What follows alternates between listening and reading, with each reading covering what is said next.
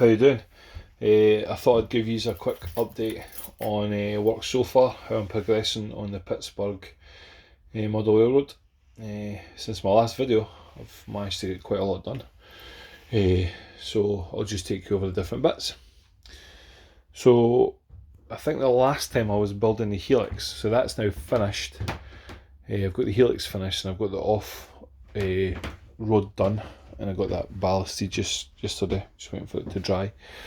And that comes up to the North Passing Loop, which I think I've called the Erie Passing Loop. So this will allow for two 7-foot trains to sit in there, which will be the longest train that will run on the layout. That will allow them to sit over there, and before it turns round for the new bits of works that I'm doing, which is off round, and the track stops up there just now before it comes out to the dock. So that's what's on the other side of this wall. Just above this passing loop here, there's going to be the yard. Our tune yard's going to sit. It's going to be sitting about 5 inches above that. It's about 2.5 inch rise to the dock on the other side, and then when I come down the bottom, down towards the helix again, and I'll go over the top of the helix, it's going to raise another 2.5 inches. So when I get to this point down here, I'll have about a 5-inch rise on a gap between this passing loop and the dock that's going to sit above it. I was considering putting an Amtrak station and put a third line in there, just to sit at the very back, and then I could have parked an Amtrak train and just used it as a shuttle for the dispatcher to run, but I decided against it. I'm going to use the boards at the back there as support for the level above. That's what the flat board's for.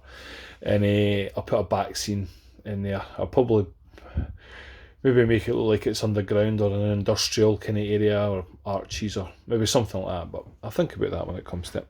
So I've got plenty of time before I can get there. I managed to buy all the point work this weekend for this dock side, so I'm quite pleased about that. I've got that sitting. So the dock is basically this up here is the D, is where you come off the passing loop and you come round the front and the track ends here just now, before we come down into the dock, and then it goes out and then round the top of the helix and over into the yard at the opposite side. And then when it comes to the yard, it then splits off down to the mine, and then it also goes up to the steelworks. Well, I'm in here just now. So this part here is going to be Chemical Systems, which is chemical plant. So that's what I've literally just put the baseboards in for. So as you can see, the track comes up here. I've got to finish that off, get a point into it to turn it off. Up in this area in here is going to be Chemical Systems, I think I called it. It's basically a chemical plant just to allow me to use tank cars, which is one area I'm looking to do. And then as we come over this side towards this way, we're going to hit the brewery and Viking Imports and armour packaging and things. So it's really up in air just now what I'm going to do. I'm going to have to wait to see how much space I've got. I've not quite as much as I thought I was going to have width-wise, because there's going to be a board here, a separating wall where that upright is, so you can't see through the other side. And then the Altoon yard is going to be higher at the opposite end. And then in this part here, I've got to finish off the boarding over at this end, to finish off the yard to take me around over the top of the helix. So that's what I've been doing. I've mainly been trying to keep the supports off this main wall, so everything's supported in the main wall in the middle, apart from one bracer which is going to cross the wall this way. This is just to help the stability. I've not got as much space as I thought I did, because this is where the mine's going to be at a higher level up in here, but I'm going to need that to support the track work and the bench work above anyway. And it's, as you can see, I'm going to get to about this point and not get any further. Doesn't leave me a great deal of room behind, so I've got a single track here, which is the head shunt for the yard below. So I'm thinking I can maybe get away with 2 lines at the back along here, and then I might just build the mine right in the corner. But I'll just have to wait and see how that sits. That should be roughly 4 or 5 inches above the curve on that track there.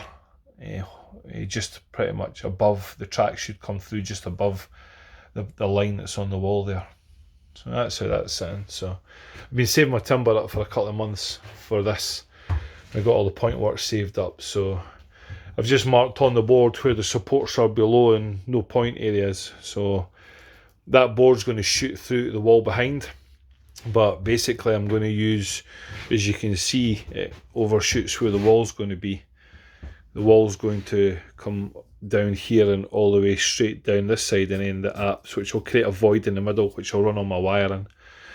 The board at the back is to help build supports for the level above at the other side.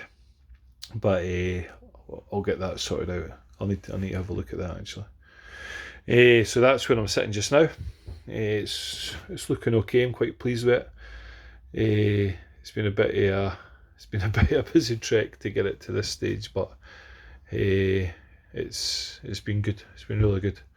Anyway, I'll put another update in a couple of days' time once I've got a bit more of this done and I've worked out exactly what's happening, and then we just take it from there.